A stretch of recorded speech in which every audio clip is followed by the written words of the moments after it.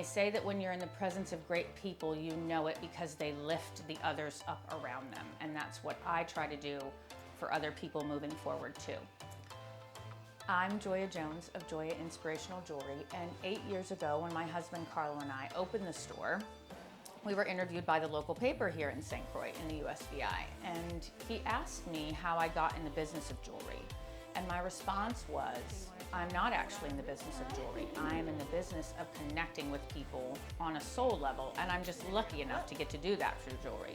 You know, we keep a box of tissues in the store because we hand engrave charms for people and on our jewelry pieces. And I have engraved birth dates and death dates and words of positivity that help you manifest things in your life. As a girl from a small town in Virginia, 15 years ago, I moved here to St. Croix, and a year later I met my husband, who's a 4th generation Crucian, and we now have a 5-year-old that's a 5th generation Crucian, and your heritage and your roots run deep.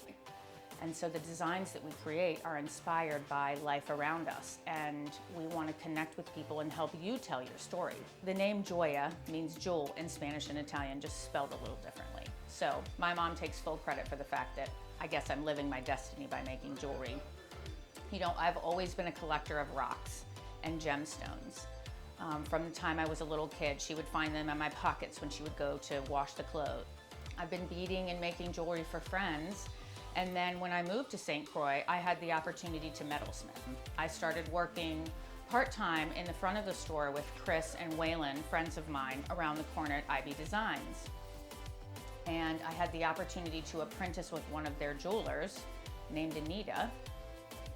And then over time, I started coming up with ideas for hand engraving words to manifest positivity in your life and adding them to charm bangles and bracelets. And Chris thought it was a great idea, and she suggested that I open my own store. We had a show and we tested it out, and Joyia Jewelry was born.